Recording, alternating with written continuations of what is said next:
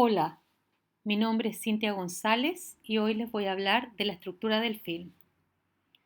Para comenzar a hablar de la estructura del film tenemos que remontarnos a Aristóteles, pues él es quien establece las bases de cómo se debe crear una obra, poniendo en el centro el efecto que se quiere causar en el espectador.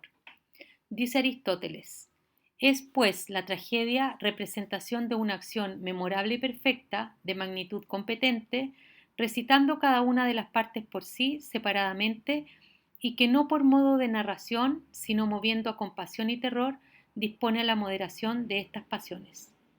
De esta manera, Aristóteles pone la estructura al servicio del efecto que se quiere causar en el espectador. Este será el centro gravitacional desde el cual se van a estructurar otros elementos. El primero de ellos son las unidades aristotélicas. En primer lugar, la unidad de acción, en donde Aristóteles señala que todos los eventos se deben concentrar en una acción única.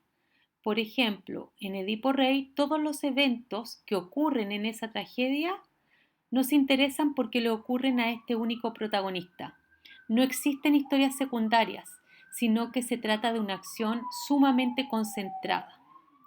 La unidad de tiempo, los eventos deben ocurrir en un día. Para Aristóteles, la concentración de tiempo también es fundamental y estos se deben estructurar desde la mañana a la noche. Si bien en obras como Edipo Rey se hace referencia a toda la vida de Edipo, tenemos que son representados frente al espectador solamente todos estos eventos en el transcurso de un día.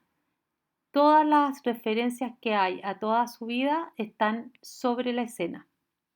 Y en tercer lugar, la unidad de lugar. Los eventos deben ocurrir en un solo lugar. Para Aristóteles no existía el tema de distraer a los espectadores con otros lugares, sino que todo ocurría en un solo y mismo lugar, para hacer mucho más concentrada la acción. Esa era la... Ahora, ¿cómo se inicia la acción dramática? Para hablar de la acción dramática tenemos que ir al conflicto. El conflicto está definido como dos fuerzas que se oponen, la fuerza del protagonista y el antagonista. Ahora, hay que señalar que el antagonista no necesariamente es un personaje, sino que tenemos conflictos como el protagonista contra el destino, como en la tragedia griega, el medio social, ¿cierto? El hombre contra la sociedad. Ahora, lo importante de esto es que el antagonista tiene que encarnarse en personajes. Tenemos un tipo de obras que son sumamente concretas, como por ejemplo en Batman, donde Batman representa el bien y el Guasón representa el mal. Y aquí en este tipo de obra el antagonista está muy claro y concreto. Sin embargo, en aquellas obras donde es un ente abstracto, tomemos nuevamente Edipo Rey frente al destino, el destino se encarna en personajes concretos. Se encarna en el hombre que mata en el camino, con el que comienza a discutir, que después va a saber que es su padre. Se encarna en la mujer que termina siendo su esposa, que va a descubrir después que es su madre. Es decir, todos los elementos, por más abstractos que sean, tienen que encarnarse en personajes. Si tenemos un conflicto como el hombre versus sociedad, la sociedad tal vez se encarna en un jefe que te maltrata, se encarna en estar trabajando sin tener un sueldo adecuado, se puede encarnar en una persona que puede ser el jefe del edificio donde tú vives y que te cobra el alquiler. Es decir, cualquier ente en que se encarne ese conflicto. El conflicto da origen a la acción dramática, la cual se divide en actos. Ahora, cuando hablamos de acto, tenemos que decir qué es un acto, cómo se define un acto. Y aquí tenemos que señalar algunas cosas. No existe una definición única de lo que es acto, sino que podemos encontrar distintas formas de definirlo. Según John York, un acto es la acción dramática, que da un giro cuando el personaje busca un nuevo objetivo. También se puede definir como el punto en la historia donde el personaje toma una decisión y no puede volver atrás. O también como parte de la acción dramática que indica un giro, una etapa donde ya no hay vuelta atrás. De cualquier manera, un acto va a ser una porción de la acción. Nosotros como espectadores podemos saber que termina un acto o podemos sentir que termina un acto cuando esta acción llega a una conclusión. Por lo tanto, un acto vendría a ser una serie de secuencias de acciones que han llegado a término, donde se marca el inicio de una nueva etapa. Ahora, para clasificar los distintos tipos de estructura, vamos a comenzar con la estructura aristotélica en 3 actos. El modelo aristotélico de acción dramática es un modelo bastante vertiginoso donde la acción se estructura en 3 actos. Y estos 3 actos tenemos que en el acto 1 se nos presenta al protagonista, su motivación, al antagonista y el encuentro de las fuerzas. Hay que decir que en este primer acto estos 4 elementos pueden aparecer en un orden distinto del que está aquí. Ya tenemos, por ejemplo, en la película Batman, donde lo primero que vemos es al antagonista, a este guasón, cometiendo un crimen, robando un banco. Tenemos otras películas donde se presenta al protagonista, como en Parásitos, donde tenemos a esta familia que comienza con este deseo de obtener riqueza y ellos son el protagonista. Es decir, se establecen estos elementos sin un orden fijado, sino que puede aparecer cualquiera de ellos primero. Y termina el acto primero cuando se encuentran estas fuerzas o cuando se da estos 4 elementos.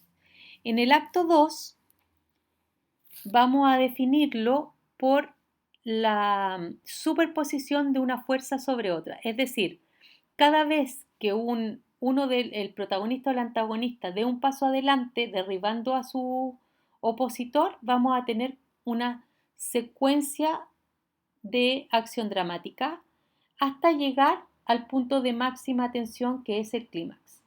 Y el clímax va a estar definido como el momento de máxima tensión, donde una fuerza se sobrepone definitivamente a la otra. Y la resolución como el fin de la acción dramática. Tenemos así la estructura aristotélica de 3 actos, que es una acción dramática sumamente clara y vertiginosa. Ejemplos de esto tenemos ahí de Royal Tenenbaum, las películas de Marvel y la Sociedad de los Poetas Muertos. Ahora, existe también la estructura en 5 actos, cuyo mayor representante en el teatro clásico va a ser Shakespeare, y ella entrega un modelo diferente al de Aristóteles. En el acto 1 se entrega la exposición del conflicto, con protagonista, antagonista y el encuentro de la fuerza, como en Romeo y Julieta, cuando parte con esta pelea de las dos familias, de estos dos primos de las dos familias. En el acto 2 comienzan las complicaciones entre protagonista y antagonista. En el acto 3 se da el clímax, en el cuarto la caída y en el quinto la catástrofe. Ahora, hay que decir que para algunos teóricos el acto 2, 3 y 4 de esta estructura corresponderían al acto 2 en la estructura aristotélica, es decir, el acto 2 de la estructura aristotélica estaría dado por las complicaciones llegando a un momento de máxima tensión y desde el momento de máxima tensión hasta el inicio de la caída del personaje. Y la catástrofe sería el final. Ahora, normalmente la originalidad en la estructura fílmica también se aprecia y da origen a otras estructuras que también son muy interesantes. Para mí, una de las más interesantes es la que hace David Fincher, eh, guionista y director de La chica del dragón tatuado y Seven, donde él establece la estructura de los 5 actos, pero la establece en cada uno de los actos. Es decir, este protagonista usa 5 actos y en cada acto Pone al protagonista, al antagonista, el incidente o motivación como encuentro de las fuerzas o choque, la crisis, el clímax y la resolución. Para mi gusto, el que él incluya todos estos elementos en cada uno de los actos hace que la acción sea mucho más atractiva, interesante y te mantenga en permanente tensión.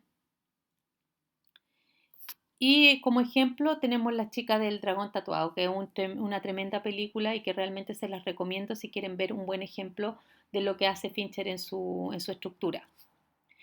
Ahora, la tercera estructura, o cuarta si quieren, es la estructura maestra paralela y con esta voy a finalizar porque me parece a mí que es una estructura bastante usual y que ustedes la pueden encontrar en varias películas como Amores Perros, como Babel. Se trata de historias, aquí puse 3, pueden ser más, pueden ser 2, pueden ser 5, pueden ser 10.